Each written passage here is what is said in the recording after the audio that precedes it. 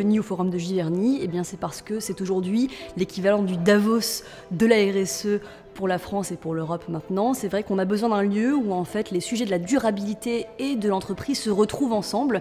Et c'est vrai que c'est un endroit exceptionnel avec plusieurs ministres qui font le déplacement, ce qui prouve qu'aujourd'hui le sujet de la RSE est absolument central dans les stratégies d'entreprise et où tous les secteurs confondus peuvent se parler, collaborer, partager des idées, partager des bonnes pratiques, et c'est essentiel pour bien démarrer l'année.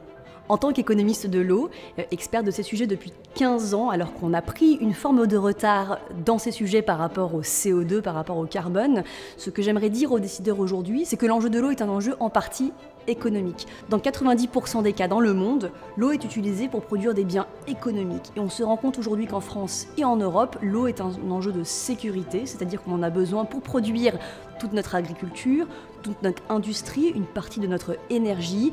Et étant donné les tensions aujourd'hui dans le monde, on doit accorder finalement la même attention qu'on porterait à l'énergie, au pétrole, à l'électricité. Nous devons porter cette même attention aux enjeux de l'eau. Et donc lui donner les outils économiques pour la gouverner, pour la compter, pour pouvoir l'allouer, pour pouvoir sanctionner éventuellement les mauvais usages, en faire une ressource durable, aussi bien évidemment pour nos citoyens que pour nos activités économiques.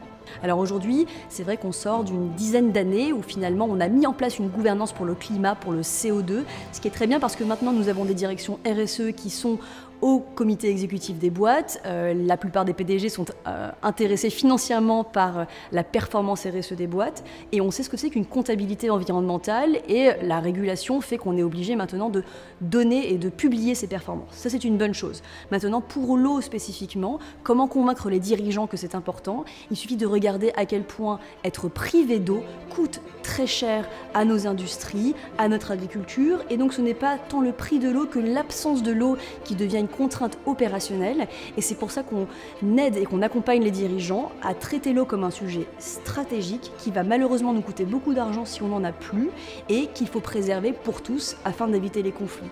Donc l'eau est un enjeu stratégique qui doit être traité au niveau des directions RSE mais au niveau aussi des directions stratégiques et financières des groupes.